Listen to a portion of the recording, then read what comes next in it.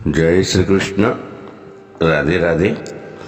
राधे सत्संग में सत्संग का रसपान करते सभी आत्मीय जनों, श्री वल्लभ की प्रेरणा से प्रेरित होकर राधे सत्संग में आज हम अपरा एकादशी यानी कि अचला एकादशी के बारे में देखेंगे और जानेंगे, उसकी कथा समझेंगे। लेकिन इससे पूर्व अगर आपने राधे सत्संग चैनल को सब्सक्राइब न किया हो तो सब्सक्राइब कर लेना, जिससे आपको हर सत्संग की जानकारी मिल सके।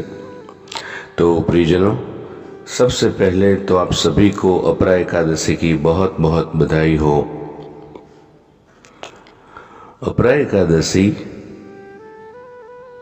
इस बार 3 तारीख सोमवार को है।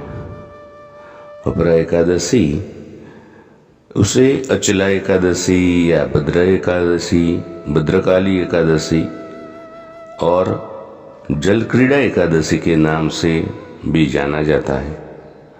इसकी कथा कुछ इस प्रकार है कि युधिष्ठिर ने पूछा, हे जनार्दन, ज्येष्ठ मास के कृष्ण पक्ष में जो एकादशी आती है वो किस नाम की है? उसका महात्म्य मैं सुनना चाहता हूँ, तो उसे बताने की आप कृपा कीजिए। युधिष्ठिर ने ऐसा पूछा तो भगवान श्री कृष्ण बोले, हे राजन, आपने संपूर्ण लोकों के हित के लिए बहुत उत्तम बात पूछी। हे राजेंद्र, ज्येष्ठ मास के कृष्ण पक्ष की एकादशी का नाम अपरा है। ये बहुत पुण्य प्रदान करने वाली और बड़े पातकों का नाश करने वाले हैं। ब्रह्म हत्या से दबा हुआ, गोत्र की हत्या करने वाला, गर्भस्थ बालक को मारने वाला, पर निंदक, पर स्त्रीलंपट पुरुष भी अपरा एकादशी के सेवन से निश्चय ही पाप रहित होता है।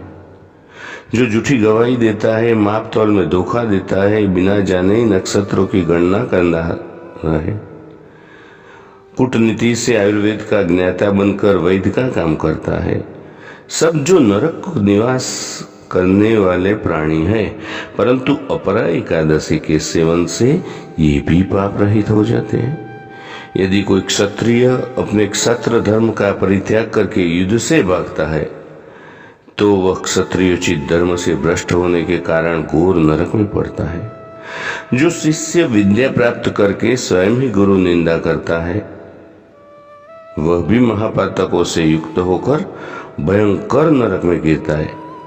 किंतु अपरा एकादशी के सेवन से ऐसे मनुष्य भी सद्गति को प्राप्त करते हैं। माघ में जब सूर्य मकर राशि पर स्थित होता है, उस समय प्रयाग में स्नान करने वाले मनुष्य को जो पुण्य होता है, काशी में शिवरात्रि का व्रत करने से जो पुण्य प्राप्त होता है, गया में पिंडदान करके पितरों का तृप्ति प्रदान करने वाला पुरुष जिस पुण्य का भागी होता है, बृहस्पति के सिंह राशि पर स्थित होने पर गोदावरी में स्नान करने वाला मानव जिस फल को प्राप्त करता है, बद्रिकाश्रम की यात्रा के समय भगवान केदार के दर्शन से तथा बद्री तीर्थ के सेवन से जो पुण्य प्राप्त होता है, तथा सूर्य ग्रहण के समय कुरुक्षेत्र में दक्षिणा सहित यज्ञ करके हाथी, घोड़ा, स्वर्ण का दान करने से जिस फल की प्राप्ति होती है, अपरा एकादशी के सेवन से मनुष्य वैसा ही फल प्राप्त करता है।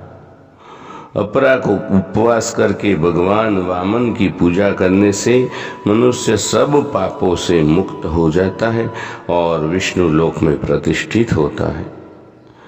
इसको जानने के बाद हम भी अपरा एकादशी का व्रत बड़ी श्रद्धा से करें। तो प्रियजनों, इसके साथ ही आज के सत्संग को श्री वल्लभ के चरणों में समर्पित करके अत्रे विराम दे। फिर मिलेंगे राधे सत्संग में नए सत्संग के साथ। जय श्री कृष्ण। राधे राधे।